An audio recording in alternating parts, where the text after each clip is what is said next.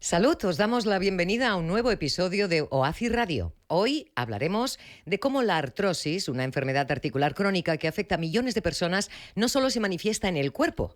El dolor constante, la pérdida de movilidad y los cambios en el estilo de vida también pueden dejar una huella profunda en el estado emocional de quienes la padecen. Empezamos.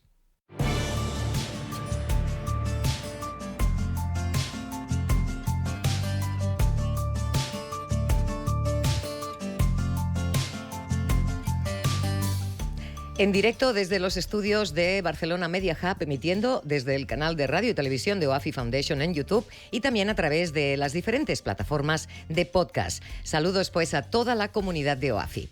Si no lo habéis hecho aún, os animamos a suscribiros a nuestro canal de YouTube y activar las notificaciones para estar al día, a la vez que también iremos anunciando en nuestras redes sociales de OAFI y OAFI Radio y Televisión. En este nuevo capítulo de hoy vamos a más allá del dolor articular. Y es que el 95% de los pacientes con artrosis manifiesta sufrir una comorbilidad, como es el caso de la depresión o la ansiedad. ¿Cómo nos afecta exactamente este dolor a la salud mental? ¿Qué podemos hacer?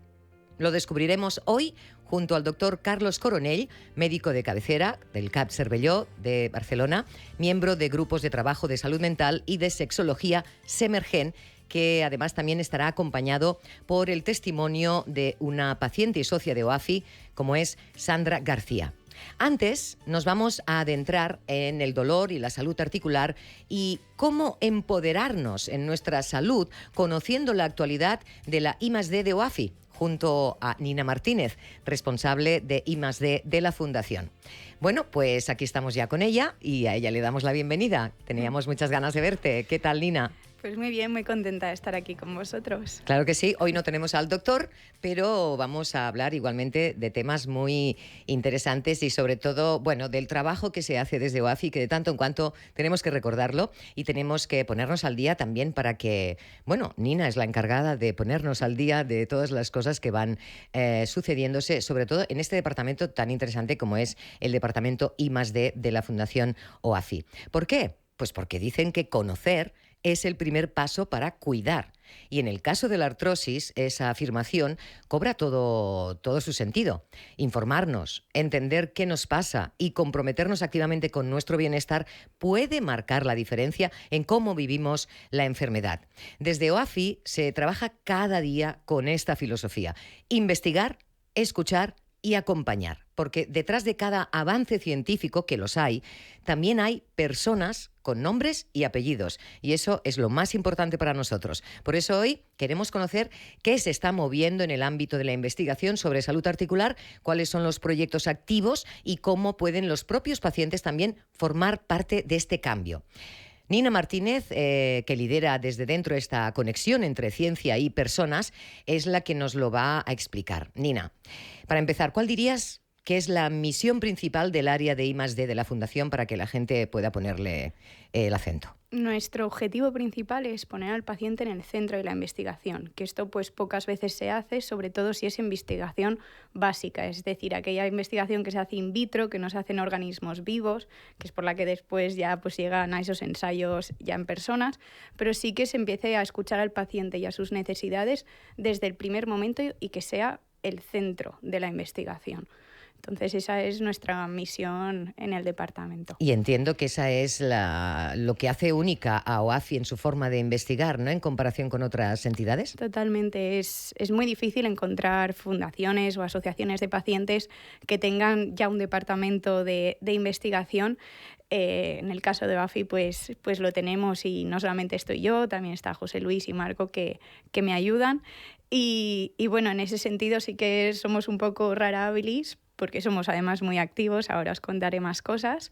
Y también nuestro segundo objetivo, que se me ha olvidado comentártelo antes, es impulsar que se haga esta investigación, es decir, que se destinen los recursos económicos, en este caso necesarios, a estas enfermedades, porque sí que pues se destina mucho pues para cáncer, para cardiovascular, pero sí que es verdad que enfermedades como la artrosis, la osteoporosis, la sarcopenia, pues están un poco más olvidadas o menos investigadas. Entonces también nuestro objetivo es que se destinen estos recursos que son muy necesarios. Ya sabemos que ambas enfermedades tienen un tratamiento muy pobre y tenemos que hacer un esfuerzo por tener más terapéutica, y eso se hace investigando. Claro, si estuviera aquí el doctor Vergés ya estaría diciendo, claro, es que la artrosis es una enfermedad sin glamour y es por eso que no atrae la atención. Pero bueno, desde aquí esta mención para recordar que siempre está con nosotros, aunque hoy no nos acompañe. Y también un saludo para José Luis y para Marco, que están también ahí trabajando en esas áreas concretas que nos vas a decir tú que trabajáis desde el Departamento de Investigación. ¿Qué son? Ensayos clínicos, validación de productos, recopilación de datos, supongo, colaboración con universidades. Correcto, desde ensayos clínicos y también esta investigación básica que te comento al principio, es decir, estas investigaciones que se hacen en células o en animales, que no llegan a las personas. Nosotros participamos en este caso en proyectos europeos como el Triangle, ¿no? que se queda un poco a este límite hasta la investigación animal. Después participamos activamente en ensayos clínicos, no solamente ayudando, ¿no?, al reclutamiento de pacientes, sino ya coordinándolos desde el primer momento e intentando, ¿no?, que los pacientes que participan en ese ensayo clínico pues estén contentos y estén bien acompañados. Después también hacemos muchos estudios basados en la experiencia del paciente. Esto lo hacemos pues a través de encuestas, que sí que serían con un gran número de pacientes, o a través de grupos focales o grupos nominales, donde reunimos en un día pues a un grupo de pacientes con unas características concretas y les hacemos pues una serie de preguntas para ver qué opinan sobre algo concreto. Y después, como tú bien has dicho, ¿no?, toda esta colaboración activa con universidades, sociedades médicas, ya no solamente para intentar, como he dicho, pues hacer que ellos investiguen estas enfermedades, sino también pues realizamos consensos entre ellos. Por ejemplo, pues hemos hecho ahora uno reciente en el que hemos utilizado la técnica Delphi, que es una técnica validada para hacer esta clase de acuerdos, para ver cómo abordamos la osteopenia. Es decir, la osteopenia es esta fase previa a la osteoporosis, que muchas veces pues no se trata hasta que hay una fractura. Entonces hemos reunido a 45 expertos en el área y hemos dicho, ¿realmente esto es así? ¿Se tiene que hacer? Y bueno, estamos en vías de publicación, pronto saldrá a la luz y vendremos aquí a contar los hallazgos. Ah, muy bien. Bueno, pues entonces ahí nos has comentado el proyecto Triangle, del cual hemos hablado en este programa, que son esos cartílagos que pueden ayudar no regenerar, pero sí a cambiarlo por algo. Bueno, en este sentido, explícanos en qué punto estáis del Triangle y de estos otros proyectos que nos comentabas. Pues justamente el Triangle ya terminamos, porque normalmente los proyectos europeos pues duran entre 4 y 5 años. Entonces, pues nada, estuvimos la semana pasada todo el grupo reunido en la última reunión, y sí que es verdad que se ha visto en animales, ¿no?, que estos implantes hechos con gelatina y con colágeno, que llevan células y factores de crecimiento, pues sí que se han obtenido pues resultados prometedores, se podría decir, en animales. Así que claro, ahora es pues intentar llegar al segundo paso para hacer unas pruebas ya en humanos, que eso está todavía por valorar. Muy bien, ahí tenemos también pues la tecnología que nos ayuda a esa impresión 3D para poder reemplazar esos cartílagos. Sí, tal como lo estáis oyendo. Parece increíble, pero es cierto. Digamos que nos has explicado un poco, Nina, ya cómo recogéis y analizáis las percepciones de los pacientes con artrosis. Hacéis entrevistas, charláis con ellos. ¿Por qué es tan importante darles voz dentro de los procesos de investigación? Es muy importante, ya que son los investigadores quienes están pensando realmente lo que necesitan los pacientes. Pero si los pacientes no están ahí para decirles, correcto, es lo que necesitamos, o pues mira, hablando de Triangle, pues a mí a lo mejor este implante pues me da mucha cosa, de dónde vendrán las células. Es decir, llegan a hacer preguntas que un investigador no tiene. No se las hace. No se las hace en ese sentido. Entonces, claro, es muy importante contar con sus experiencias, saber cuáles son sus necesidades reales para ver si estamos yendo en el buen camino. Claro. Entonces, ahora yo me imagino que habrá muchas personas que habrán dicho, pues yo quiero ayudar. ¿Cómo lo pueden hacer? ¿Cómo pueden hacer las personas que nos escuchan para participar en los proyectos de OAFI? Pues es súper importante que en este caso pues contacten a OAFI en el sentido de que quieran participar en nuestros estudios más mínimos, en estos grupos pequeños que aunque no estén en Barcelona, que nosotros estamos en Barcelona, también los hacemos de forma online. Claro. O en encuestas o en ensayos clínicos. Es decir, si tienen estas ganas, ¿no?, de participar y contribuir con la comunidad científica, que decir que es muy necesaria. Es decir, el llamamiento realmente cuando hacemos alguna encuesta o lo que sea, pues yo entiendo también a la posición del paciente que dices, bueno, tengo que estar aquí 10, 15 minutos respondiendo a algo, pero desde aquí decir que por favor hagan ese esfuerzo, ya que nos ayudan muchísimo. Entonces, si quieren colaborar con OAFI, pues pueden escribir un correo, en este caso pues a mi cuenta de investigación, que es research@oafifoundation.com, RESEARCH, que es investigación en inglés. Research, ¿de sí. acuerdo? O llamar a OAFI y preguntar pues por mí, Nina, al número 931-594-015. Muy bien, ahí para las personas que no nos ven y solo nos escuchan, y los que nos ven ya lo han podido ver en ese Chiron que acaba de salir.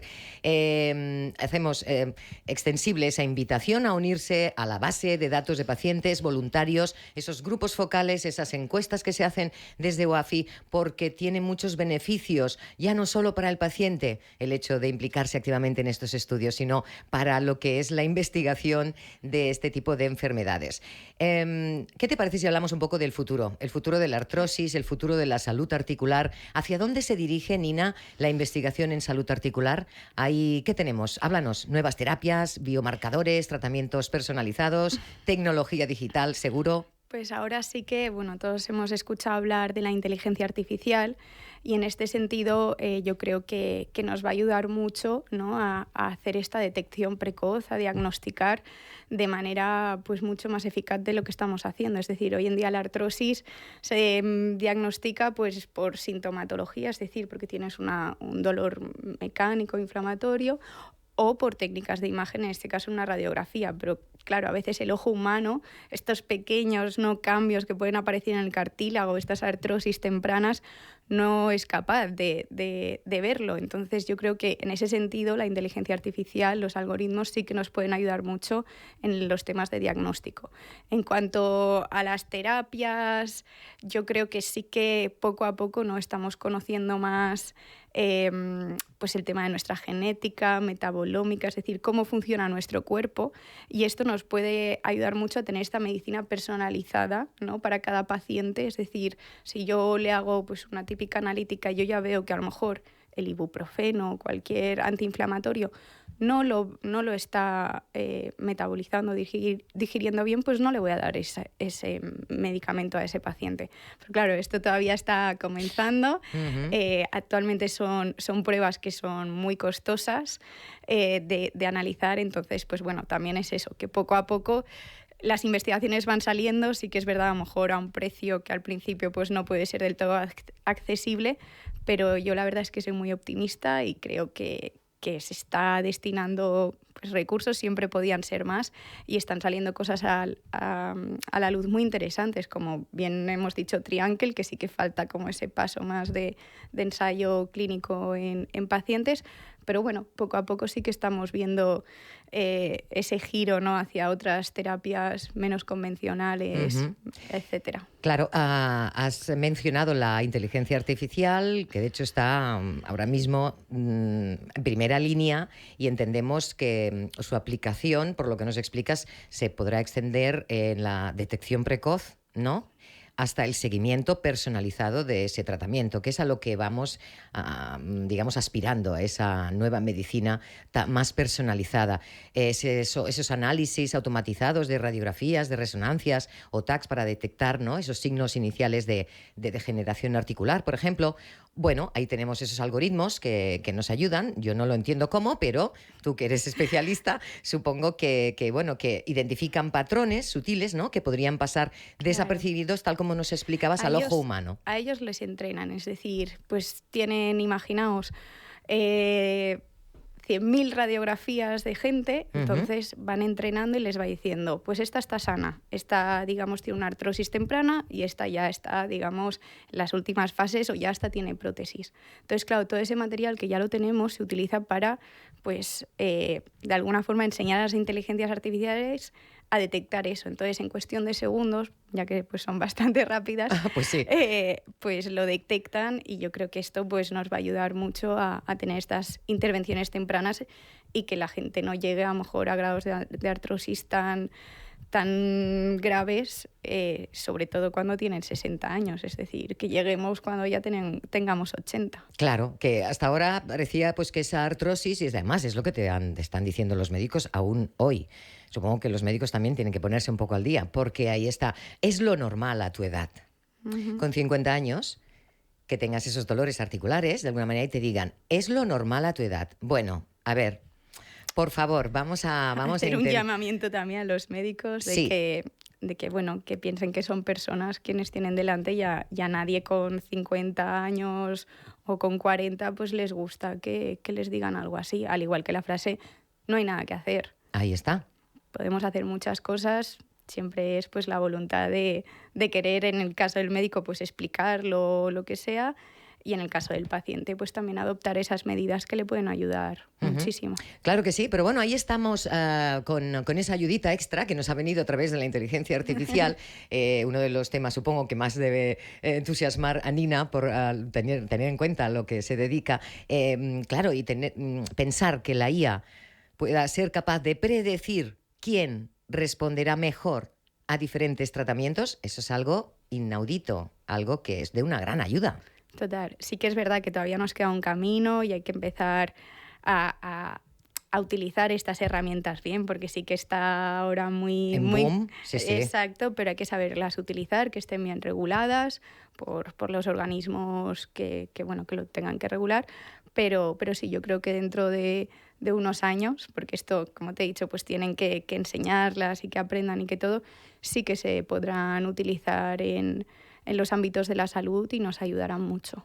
Pero también estamos viendo, mientras va avanzando, que nos interesa Ujú, a todos, esas webs, por ejemplo, esas apps, queríamos decir, conectadas a inteligencia artificial, que monitorizan la movilidad, ¿no? El dolor, ujú. la adherencia al tratamiento y, bueno, esos asistentes virtuales que ya están empezando a ayudar y mucho al paciente en casa, ¿no? Desde facilitarles ejercicios guiados a muchos más elementos, muchas más herramientas que nos pueden ayudar, cosa que antes no teníamos, ¿no? Si no íbamos al médico y tenía tiempo para explicárnoslo. Claro. Claro, no, en este sentido están, lo que tú dices, están habiendo un montón de asistentes.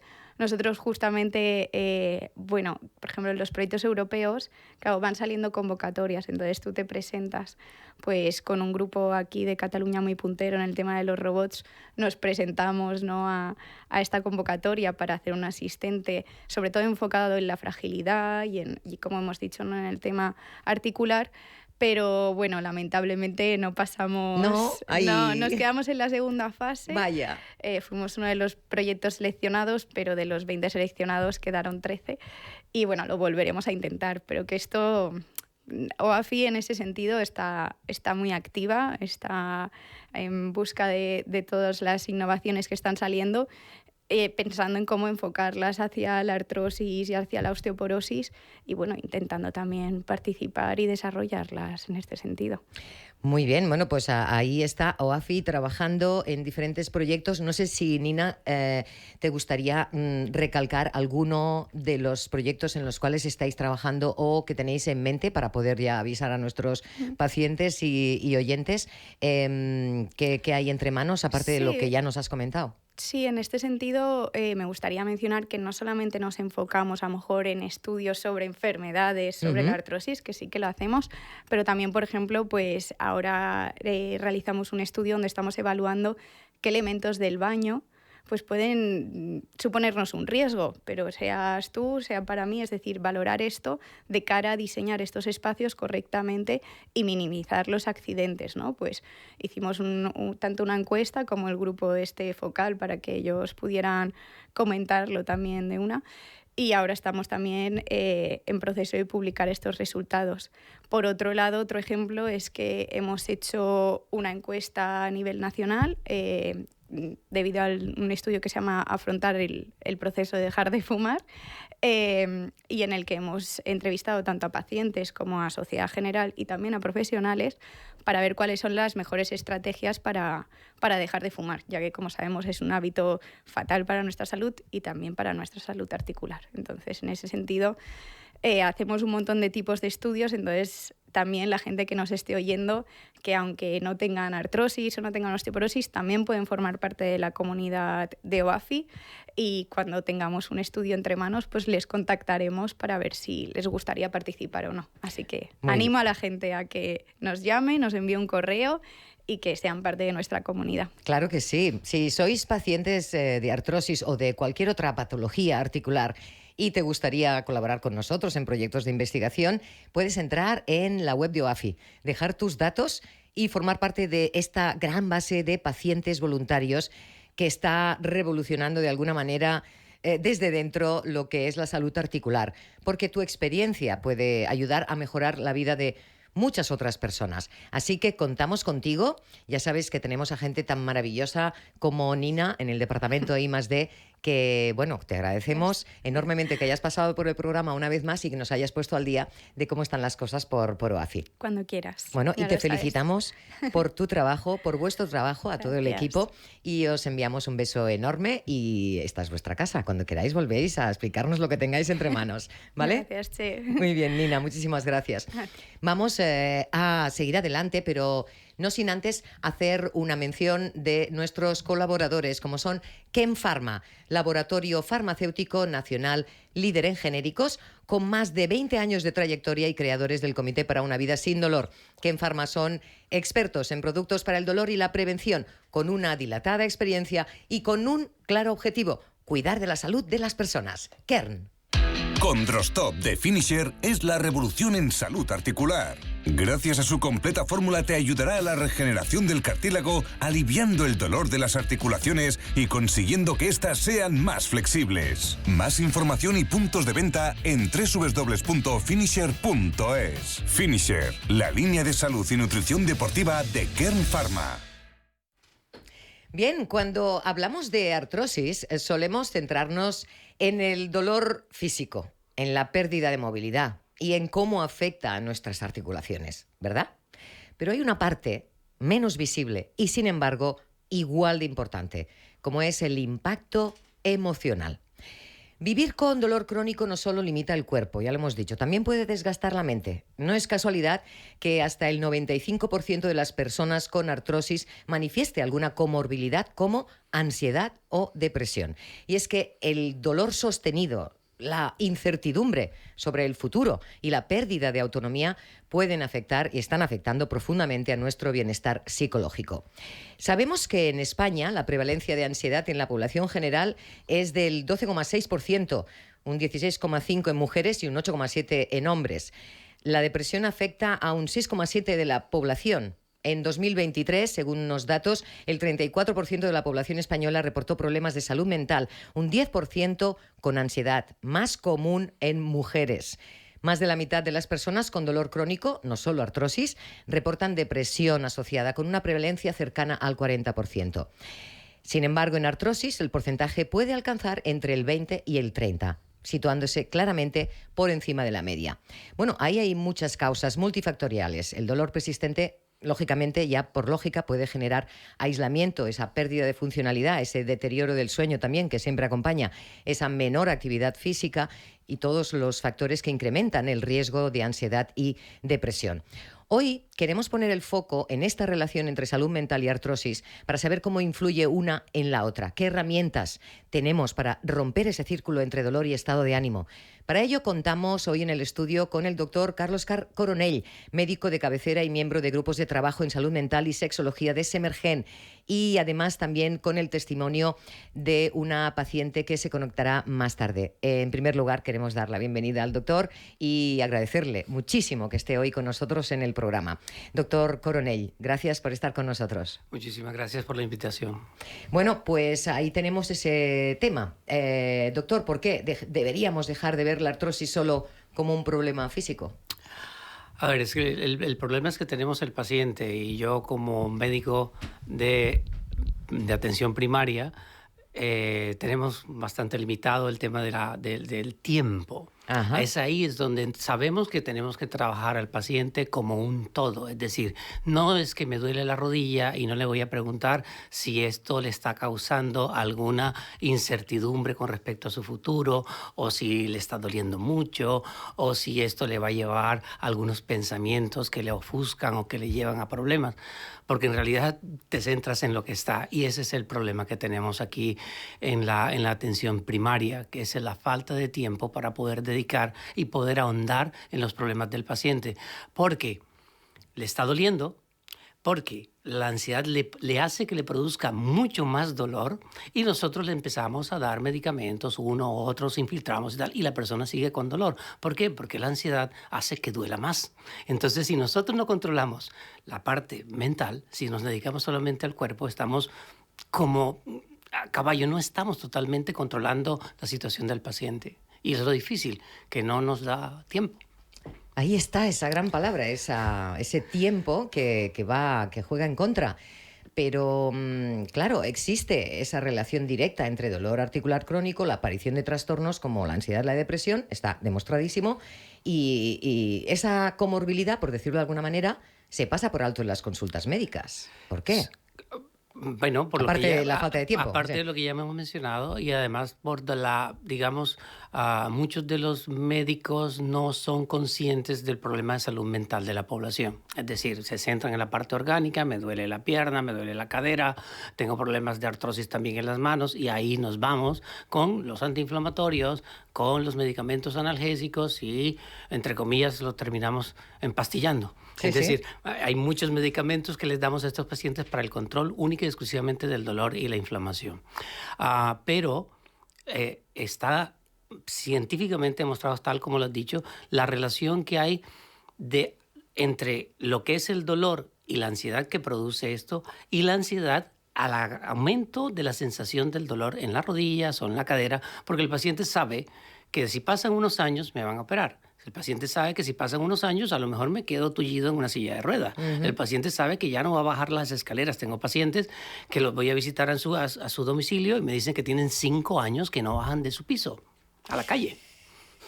Entonces eso es lo que se encuentra en esa realidad tan inconclusa, que no podemos tratar al paciente desde el punto de vista mental o del otro. Entonces el paciente no puede dormir, benzodiazepinas, punto, ya se acabó. Claro. Y eso es el problema, que no pensamos que este paciente, si controlamos su parte mental, si logramos que tenga un equilibrio mental, si pensamos que este paciente puede dejar de bajar el nivel de angustia, empezar a aceptar la enfermedad que él tiene, para que diga, bueno, yo tengo esto, pero tengo que moverme un poquitín. Claro. Ese es el tipo de cosas que hay que hacer. Claro, porque ahí están las hormonas que están también ayudándonos o poniéndonos lo más difícil en ese sentido, ¿no? Sí, en cuanto al estado de ánimo, claro. Sí, los médicos nosotros hemos olvidado mucho el efecto placebo que ocasiona la propia visita médica. Es decir, el hecho de estar donde el médico, muchas veces algunos pacientes me dicen, mire, es que después de estar hablando con usted estoy más tranquilo, estoy más calmado, porque tienes que hacer eso, pero tienes que dedicarle tiempo. Entonces, si estamos frente al ordenador, si miramos que hay que poner 50 miligramos de no sé qué cosa tantas veces al día y entregue, y no se le dice, oye, mira, este medicamento que te voy a dar va a tener una función a nivel del cerebro, va a hacer estos cambios y te va a empezar a sentir mucho mejor. Uh-huh. Pero eso hay que, digamos, yo pienso que hay que volver a ser un poco los médicos chamanes, hay que volver a insistir en que las vías nerviosas son las mismas vías del dolor, pero son las mismas vías de la depresión y de la ansiedad. pasan los mismos neurotransmisores, estamos hablando de serotonina, estamos hablando de noradrenalina, estamos hablando de las mismas cosas que al paciente le pueden hacer sentir bien y mal, y nos quedamos solamente con la parte orgánica, la gran mayoría de los médicos, incluyéndome yo algunas veces. Claro, por esa falta de tiempo que comentábamos, esa falta de recursos, pero hay que ponerle atención ahí, doctor, porque realmente es muy interesante esto que está comentando, porque además es el reflejo de la realidad. Es muy frecuente que en pacientes con artrosis se desarrolle problemas de salud mental, por eso supongo que deben existir perfiles más vulnerables, ¿acaso? O son estos, ¿no? Los de las personas que toman estos medicamentos y que entran en ese círculo vicioso, de alguna manera. Sí, lo otro es que no somos proactivos los médicos en estudiar el problema de salud mental del paciente, sino que nos centramos en el problema orgánico de que su rodilla le duele. Y claro, el paciente llega porque la rodilla le duele. El paciente no está diciendo, es que yo tengo ansiedad o es que no he podido dormir. No, te dice, vengo porque no puedo bajar ni subir las escaleras. Claro. Entonces, tenemos que ser proactivos y tenemos que empezar a preguntarle a esta persona, ¿y esto a ti te preocupa? ¿Y esto a ti te afectará? ¿Estás cuidando nietos? ¿Los nietos demandan tu tiempo? ¿No puedes ir a verlos? ¿No puedes conducir? Todas estas cosas son las que tenemos que ser un poco proactivos y ver si la persona está perdiendo el sueño, si la persona está teniendo un llanto injustificado, si la persona está teniendo cualquier síntoma de ansiedad, pero desde el principio de cuando la persona nos dice, me está empezando a doler la rodilla, tengo 6 meses, porque llegan las personas, no llegan instantáneamente, sino que dicen, ¿hace cuánto está así? Bueno, el año pasado empecé a preguntarles, ¿y en el COVID tenías? Oh, sí, también tenía. Entonces, claro, llegan cuando definitivamente hay personas que son muy sufridoras, que aguantan muchísimo. Hay otras que no, pero ahí hay unas personas, sobre todo los mayores, aguantan mucho porque han pasado muchas circunstancias y esto les parece que este dolorcito de la rodilla ya pasará. Ya pasará con paracetamol, hasta que llega un momento en que el paracetamol no funciona, claro que sí. Ahí está esa relación dolor y mente, esa relación, diríamos, bidireccional, porque una mala salud puede aumentar la percepción del dolor, incluso agravarlo. Ahí ha hecho un pequeño apunte, doctor, antes, pero ¿por qué? ¿Cómo influye el estado emocional en esa adherencia del tratamiento, incluso y en la actitud hacia la enfermedad? A ver, tanto en la ansiedad como en la depresión, ahora nos vamos a centrar más en la ansiedad, el paciente está en un estado de hiperalerta, es decir, el paciente cuando entra en el momento de esa angustia, que no es que tengo un delincuente que me va a atracar, que no es que tengo un león que me va a comer, no, estoy pensando en tantas cosas, si tengo 65 años y yo me acabo de jubilar y puedo disfrutar de la vida y ahora no lo puedo hacer porque me han dicho que tengo osteoartrosis en las 2 rodillas, entonces ¿qué va a pasar con mi vida? ¿Qué va a pasar con las vacaciones que tenía planeada?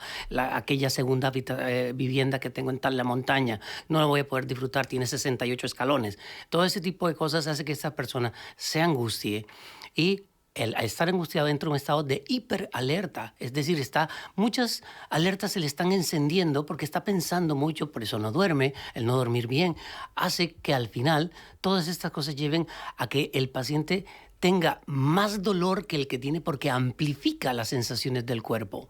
Es decir, si tiene un pequeño dolor de la osteoartrosis, cuando llega la etapa de la ansiedad, ya no va a tener un pequeño dolor, ya va a tener un gran dolor y te va a decir que lo envíes al traumatólogo, que lo infiltres o que lo operen.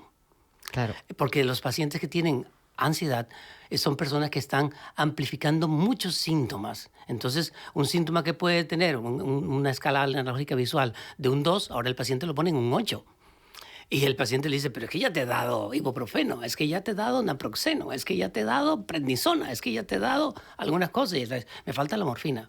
Ay. Entonces, el tema es que las personas se amplifican mucho y eso es lo que lleva, es decir, cómo la ansiedad hace que el dolor sea más doloroso. Eso es realmente interesante, pero a la vez también contradictorio porque no sé por qué, doctor, cree que todavía se subestima tanto esa carga emocional de vivir, por ejemplo, con artrosis, cuando tenemos muy claro que hay graves consecuencias de no tratar este componente emocional. A ver, también hay una digamos, poca formación de parte de los médicos de familia con respecto a todo lo que es el salud mental. ¿Cuántos médicos de familia pudieran no creer en la fibromialgia o no pudieran creer en la ansiedad y piensan que esta chica lo que tiene pues es una hipocondría o está histérica o está alguna de las cosas de estas que venimos arrastrando desde hace siglos? Sí. Cuando en realidad la gente, yo siempre les digo, es que el paciente le duele y si le duele, hazle caso y si le piden una radiografía por lo menos o si no un TAC, en realidad no vale tanto. Claro. Pero todos también estamos, digamos, estamos maniatados porque tenemos un control del gasto tanto farmacéutico como de pedir ecografías y radiografías y Pruebas tal, diagnósticas. todas esas pruebas diagnósticas. Y claro, una osteoartrosis en una radiografía mínimo no se puede saber. Y llegan personas que en realidad demoran mucho en tomar una radiografía a una persona que se le puede hacer de un día para otro. Claro, y además también la importancia de un abordaje integral del paciente con artrosis, que parece ser que, bueno, se habla mucho, pero todavía cuesta mucho desde las consultas poder llevarlo a cabo. Pero vamos a hablar de opciones terapéuticas, si le parece bien, Sí. doctor, que existen hoy en día para tratar esta dimensión emocional. Sí, es muy conocido por el 100% de los médicos que hay que tratar la ansiedad con los ansiolíticos y son uno de los medicamentos de los más vendidos. Pero también hay otras opciones que hay que tener en cuenta, como es el soporte emocional del paciente con los grupos de trabajo, es decir, las personas que están alrededor de este paciente, los familiares, los amigos, todo este soporte social ayuda mucho a que el paciente se recupere. También, por supuesto, que está la psicoterapia. Estos pacientes tienen que pasar por un psicólogo o por un psiquiatra cuando necesiten un soporte psicológico o psiquiátrico. Hay de todo. También es conocido de que también la gente utiliza productos, digamos, botánicos, o utiliza caléndula, o utiliza aceite de lavanda, o utiliza otro tipo de medicamentos que ellos los han usado siempre y que les han funcionado. O sea, que no es solamente pensar en que cuando tenemos un inicio de una osteoartrosis tenemos un paciente con una ansiedad generalizada y que el paciente necesita ya el ansiolítico más potente del planeta. Podemos entrar, si somos proactivos y ver que la persona tiene muy poca ansiedad, dar un producto, digamos, de origen naturético, creo que se dice, y esta persona puede sentirse bien con un poco por ejemplo, de aceite de lavanda y puede ir tirando durante unos años hasta si el paciente puede aceptar que tiene este tema de la osteoartrosis y los antiinflamatorios van funcionando, podrá tener mucho tiempo, digamos, postergando la cirugía. Yo hablo mucho con los traumatólogos y me dicen, la cirugía es lo último que hay que hacer, que hay que alargarla el mayor tiempo posible. No es que tiene osteoartrosis, venga, apúntalo al traumatólogo que lo van a operar. No. Se demora muchos años y dice, y tengo que aguantarme este dolor de la rodilla. Y ahí es donde empieza el problema, porque ya el paciente empieza a decir, ¿y cuándo me va a llamar el traumatólogo? ¿Dentro de 5 años? ¿Dentro de 10 años? Y es bastante compleja la situación. Oh, claro, porque ese paciente está ya, bueno, se está haciendo una idea que yo creo que no está cerca de la realidad, pero no del todo, porque hemos hablado de estas opciones terapéuticas que existen. Terapias convencionales, desde luego, el apoyo psicológico necesario, muchas veces no te lo puedes permitir. Pero bueno, muchas veces incluso no crees. Las personas más mayores quizás sienten esa cosa de no. Pero bueno, cada vez se están abriendo más. Pero esos recursos naturales, ¿no, doctor? Que pueden ayudar tanto. Y esa actividad física que me imagino que debe ser mano de santo con todo el mundo. Porque hacer un poco de ejercicio a nivel hormonal y a nivel mental es una gran ayuda. Sí, si se hace un ejercicio controlado, una persona de acuerdo al grado de osteoartrosis que tiene, desde los grados tipo 1 hasta los grados tipo 2, que todavía no necesitan cirugía, son personas que necesitan moverse, necesitan actividad física. No puede estar en el sillón viendo la televisión. Mi director de tesis del Hospital del Mar decía, una persona mayor tiene que comprarse un perro, tiene que tener actividad, claro, tiene que salir a llevar al perro, llevarlo al pipicán, y tiene que hacer todas estas cosas de manera casi obligada, porque es muy fácil quedarte tú me está doliendo la rodilla, me quedo viendo los programas del corazón estos y ya está, y luego me levanto a cenar y así me paso la vida un día tras otro hasta que me toque. Pero la idea es esa, nosotros... Lo más importante que tenemos es vida. Es decir, lo único valioso en realidad que tenemos los seres humanos es vida. No tenemos otra cosa, no tenemos un coche, no tenemos una casa. Todo eso es ficticio, todo eso es creado. Pero si tenemos vida y podemos aprovechar la vida adecuadamente, con 50, con 60, con 70 años, podemos salir a caminar, podemos estar con nuestros nietos, podemos estar con nuestros amigos, podemos ir a un momento al bosque, podemos ir a hacer una cantidad de cosas y esa gente lo puede hacer. El ejercicio es súper importante y ahí es donde muchos de estos medicamentos que trabajan con aceites esenciales y tal pueden hacer pueden aportar mucho para estos pacientes. No es necesario pensar en un parche de fentanilo en estos momentos. Claro que sí, hay momentos para todo. Entonces ya vendrán, ¿no? Lo que supongo que nos quiere explicar el doctor es que, bueno, que hay muchas maneras de empezar a enfrentar la enfermedad desde un momento, porque, claro, por desgracia la enfermedad cada vez es peor y se va alargando a lo largo de nuestra vida. En ese sentido, ¿qué papel puede jugar un complemento como Revisea, por ejemplo, en el tratamiento global?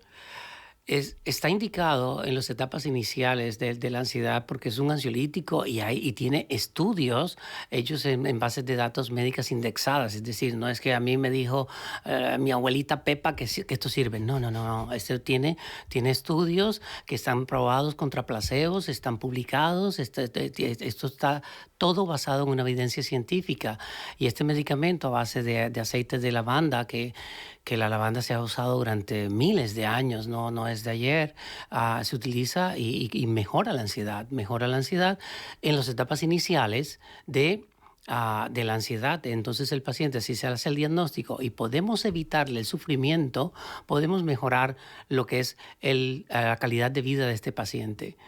Yo creo que es muy válida la opción y se está utilizando. Yo conozco, y la he utilizado yo mismo, pero conozco gente que utiliza este producto y va bien. Claro, y tenemos un paciente que tiene un trastorno de ansiedad generalizado, bueno, para ahí habrá que utilizar los ansiolíticos, pero cada producto tiene su estado, tiene su indicación, tiene su momento de uso, y yo creo que es una muy buena opción en los inicios de la enfermedad y cuando los síntomas no son tan graves, cuando la persona puede trabajar sus emociones, porque la ansiedad no es más que otra emoción. Lo que pasa es que a veces cuando se nos convierte en un trastorno de ansiedad es cuando tenemos el problema, porque ya somos presas de nuestras emociones, estamos ahí como una bola de billar dando bandazos de un lado para otro, y esa es la idea, tratar de controlarlo y tener las riendas de tu destino, de decir, yo voy a hacer con mi vida esto, voy a dedicarme a hacer esto, planear hacer esto y no estar con esos pensamientos de qué me va a pasar y todo esto que no lo dejan dormir, que no les permiten tomar decisiones, que es lo peor que puede hacer una persona al final, no tomar decisiones,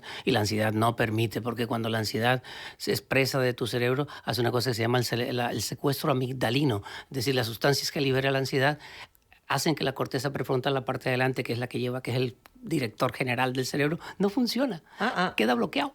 Entonces, cuando queda bloqueado, tu cerebro solamente actúa de manera, va en control remoto, y por eso las personas que tienen ansiedad les dicen, respira lento, no puedo.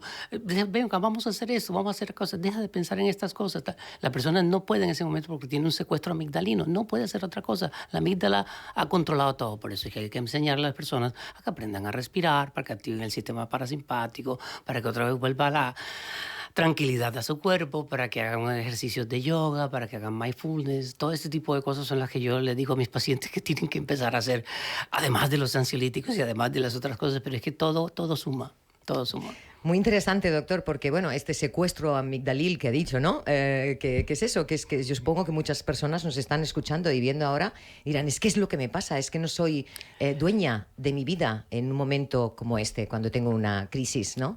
Entonces, el papel que juega la educación del paciente y su entorno, que también es muy importante porque también se las trae a entender una persona que pasa por eso, cuando uno no lo conoce, ¿verdad, doctor? Debe ser muy difícil de entenderlo.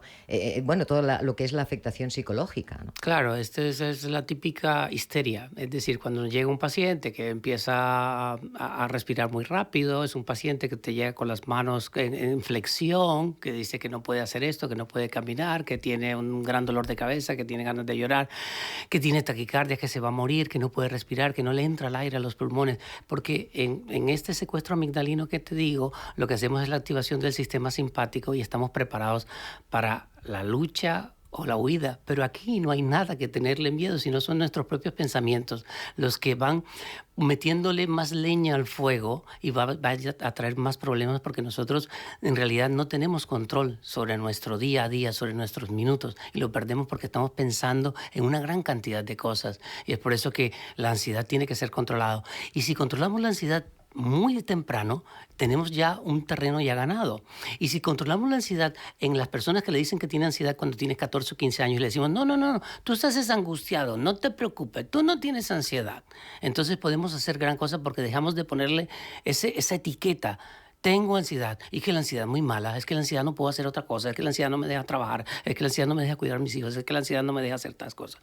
Por eso es que entre más pronto actuemos con el tema de la ansiedad, con medicamentos, digamos, naturales, que podremos nosotros dar, que no tienen tantos efectos adversos, que no tienen tantas contraindicaciones, que no tienen tantas interacciones entre con otros medicamentos, podemos hacer una medicina mucho más preventiva que ya parar un trastorno de ansiedad generalizada o una crisis de angustia o un ataque de pánico. Ya eso es complicado.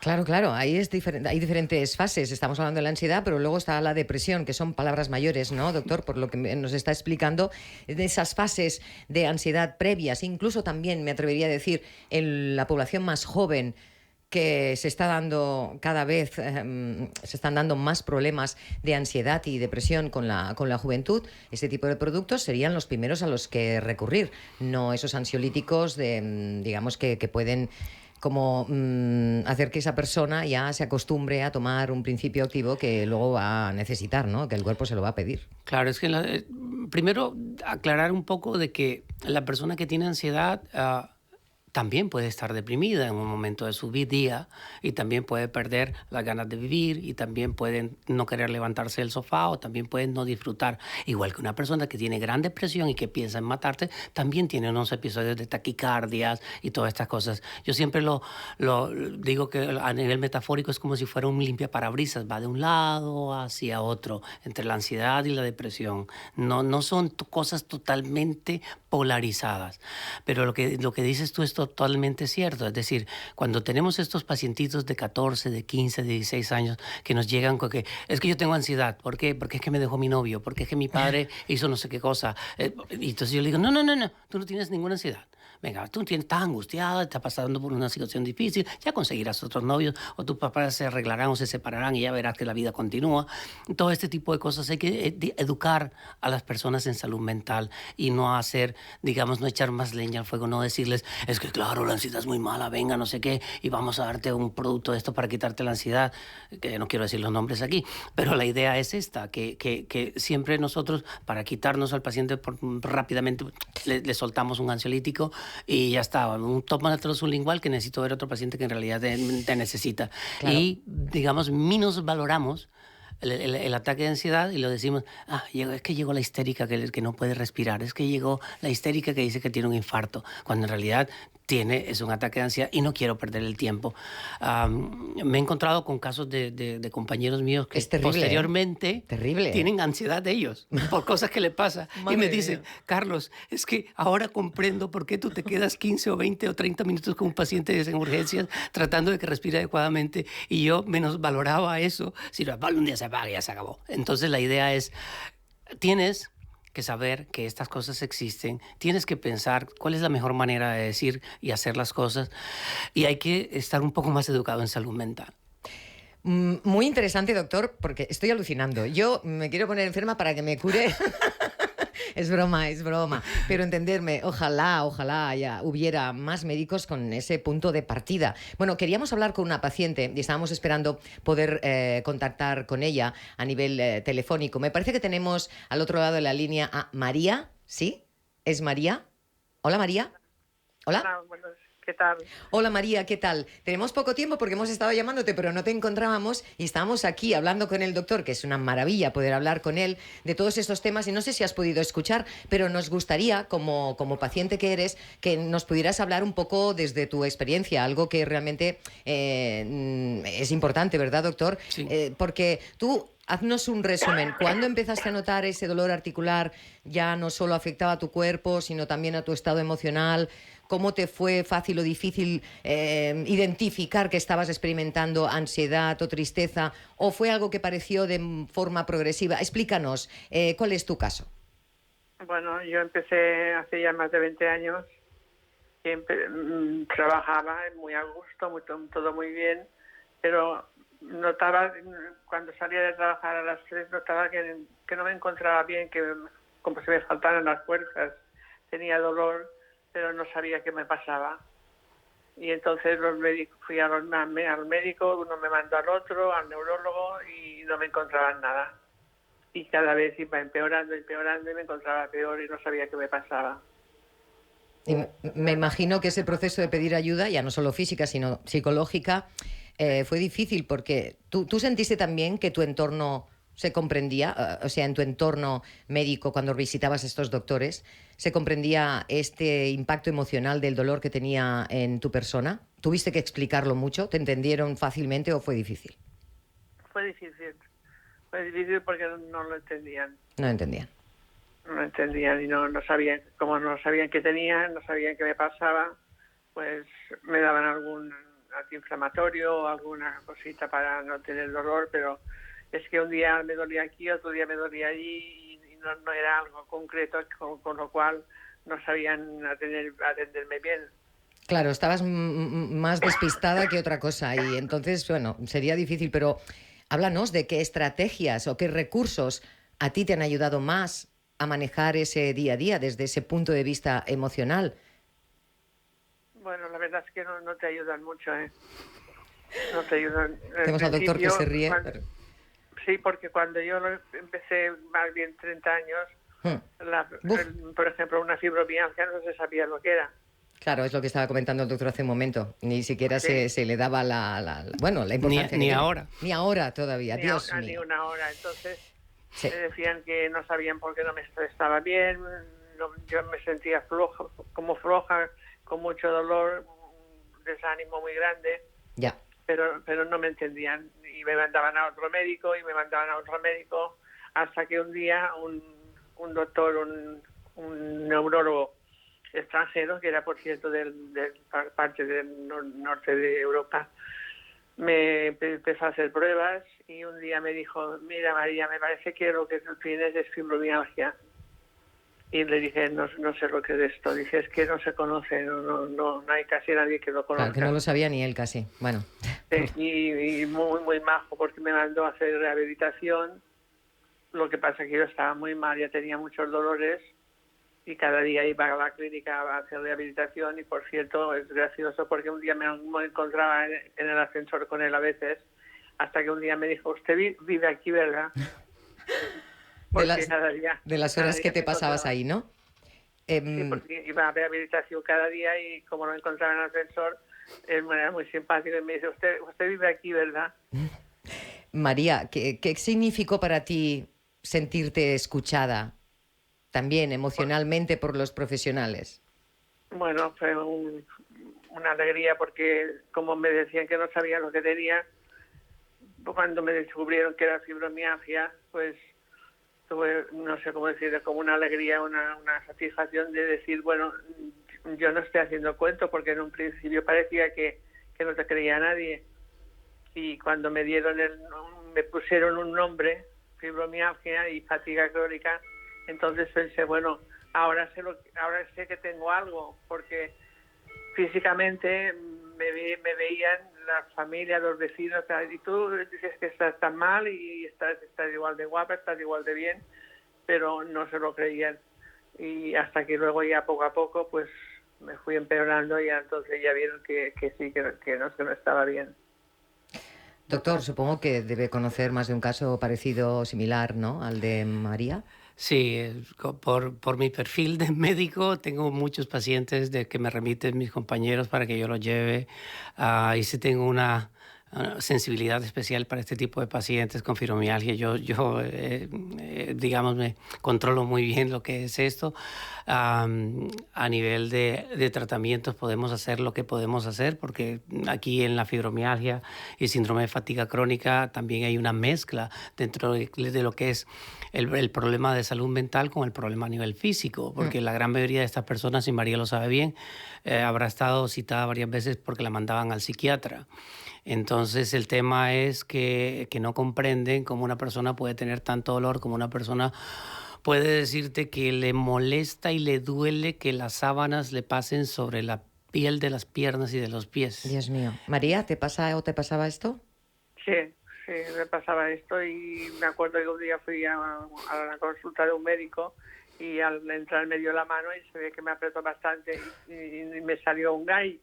Ay. Y me dice, Claro. perdón, que tiene algo en la mano. Digo, no tengo nada en la mano, lo que tengo es fibromialgia, se me ha apretado mucho. O sea que por un ligero toque o un abrazo muy fuerte te duele. Sí, es bastante complejo esto, entender cómo el dolor, y en ella, por ejemplo, porque está amplificado el dolor muchísimo, el umbral del dolor es muy bajo. Es decir, lo que a mí me produce dolor, a ella hay que hacerle mucho menos presión para que le produzca un dolor intenso. Es lo que la gente no entiende, que el umbral del dolor en una persona con fibromialgia es muy bajo. Cualquier presión, cualquier pellizco, cualquier cosa, la están matando. Ya. María, ¿cómo estás ahora? ¿En qué momento? Bastante mal. ¿Sí? ¿Qué crees Ahora, que está a ver, fallando? Explícanoslo. Pues que, según tengo entendido, el doctor lo podría confirmar. Las personas que sufrimos fibromialgia tenemos un nivel de serotonina muy bajo, que es lo que actúa contra el dolor. Entonces, tienes el dolor que cualquier cosa te duele. Ahora mismo pues me operaron de una rodilla y para levantarme me cuesta porque me duele todo. Es un dolor que la gente no lo comprende. Cuando empecé con esto, me acuerdo que me encontraba mal, me dio como un ataque de no sé qué, no le dieron el nombre, yo no sabía lo que me pasaba. Solo sabía que todo me dolía, y entonces un día estaba en la cama y le pedí a mi marido si me podía ayudar para ir al baño, y al levantarme pues automáticamente me caía al suelo porque no me aguantaba. O sea, y lo dices a las personas y no te creen, no. Es muy triste, pero la fibromialgia ahora empieza a conocerse. Sí. Ahora ya. Pero yo he ido a médicos que no sabían lo que era. Sí, el problema que tiene María es que no tenemos, o sea, ella se alivió un poco cuando le etiquetaron y le dijeron, tiene fibromialgia y síndrome de fatiga crónica, pero digamos es una alegría pírrica porque Claro. en realidad, a pesar de que cuando uno sabe lo que tiene te puede dar un pequeño alivio, el problema que hay es, ¿y ahora qué, doctor? Entonces aquí donde viene, vamos a utilizar analgésicos, empieza con los paracetamoles, con los nolotiles, con los tramadoles, con todo este tipo de analgésicos que va subiendo ya de potencia hacia los opioides, a los fentanilos y todas estas cosas. Y los pacientes siguen con dolor y yo dicen, pero no puede ser, si Después tienes de no todo sé lo que te cuántos estoy dando. miligramos, Claro. si tienes tantos microgramos de fentanilo, ¿cómo te va a seguir doliendo? Y sí le duele porque el tema del dolor es un tema subjetivo. Entonces, puedo ponerle la dosis casi tóxica de morfina y siguen teniendo mucho dolor. Entonces aquí es donde viene el otro tema que hay que hablar con las pacientes que tienen fibromialgia, que es ¿cómo acepto yo mi dolor? Entonces, si hay la aceptación del dolor y decir, bueno, yo tengo esto y esto no se me va a ir nunca, ¿y qué voy a hacer? Si puedo, y si tengo tiempo para hablar de una anécdota, puedo hablar de una paciente. Tenemos muy poco tiempo, pero es muy interesante, o sea que adelante. Mire, una paciente que le hice hipnoterapia, le di todos los tratamientos, era una persona que hablaba un poco más mal que María, no hablaba casi, se le enredaban las palabras en la boca. Y se me perdió de la consulta. Y la vi a los 2 años, por ejemplo, volvió y vino vestida de barrendera y vino para que le pinchara un nolotil porque se tenía que ir a trabajar. Y le dije, pero, ¿cómo estás trabajando? Sí, claro. ¿Me estás hablando? Claro. Sí, te entiendo lo que me dices. Sí, doctor, es que necesito rápido, por favor, póngame la ampolla que me tengo que ir a trabajar. Porque estoy trabajando. Y dice, claro. ¿qué has hecho? Pues yo no pude hacer nada contigo, te di todos los tratamientos, te hice terapia, hice una cantidad de cosas y no pude. Y me dice, pues hice 3 cosas, doctor. Lo primero fue cuando la psiquiatra me subió las dosis de los medicamentos, le tiré el teléfono y no la volví a escuchar. Y dejé de tomar todos los medicamentos. Me dio un síndrome de abstinencia, que mi familia me ayudaron a mantenerlo en casa los primeros 15 días, que son bastante malo, cuando estás enganchado a muchos medicamentos. Lo segundo fue a centrarse en la vida de hoy, en el presente, en el momento actual. ¿En qué estoy viviendo yo ahora? ¿Cuándo es el cumpleaños de mi marido? ¿Cuándo es el cumpleaños de mi hija? Porque me dice hace 3 o 4 años que no sé ni qué le di de regalo a mis hijas pequeñas. Y lo tercero fue dejarme de dar pena yo misma. Cuando yo dejé de darme yo misma pena decir, ay, pobrecita, tengo fibromialgia, ay, no voy a hacer nada con mi vida, y dije, acepto lo que tengo y en este momento tengo que salir adelante. Y en ese momento dice yo, Dios mío, pero fíjate, esta chica lo hizo sola y yo intentando ayudarla, la mandaba a los psiquiatras, a la clínica del dolor, a los neurólogos, a todos lados. Y al final ella misma hizo lo que tuvo que hacer y la verdad es que me alegro mucho por ella. Nos alegramos mucho y además también, aunque no lo teníamos el tiempo de haber escuchado esta anécdota, porque nos enseña que al final hay mucho trabajo que podemos hacer por nuestra parte, aunque evidentemente está la enfermedad y avanza, podemos aceptar, y con la aceptación creo que avanzamos mucho por las palabras que nos ha llegado a través del doctor Carlos Coronell, que ha sido un placer absoluto entrevistarlo, y también a María, que está ahí al otro lado del teléfono. María, te queremos agradecer también tu colaboración a través de esta llamada. Muchísimas gracias por darnos tu testimonio. Gracias a ustedes. Muchas gracias. Y aquí lo vamos a dejar porque nos hemos pasado de tiempo, pero bueno, yo contenta porque me voy con cosas muy interesantes, como también lo hacen nuestros oyentes y todos los que nos ven a través de nuestro programa. Aquí lo dejamos. Vamos a vernos muy pronto. Por eso os animamos a seguir nuestras redes sociales, porque allí vais a encontrar toda la información. Ya sabéis, Twitter, Instagram o AFI Radio, para no perderte ningún contenido. Gracias al equipo que nos ha acompañado hoy para hacer el programa. David Penedés en la parte técnica, Cristina Nova y Joan Carles Pallarés en la producción. Nos vamos a reencontrar muy pronto aquí en OAFI Radio, donde seguiremos hablando muy claro sobre salud articular y con la ayuda de los que más saben y más cuidan. Muchas gracias a todas y a todos. Hasta entonces, salud.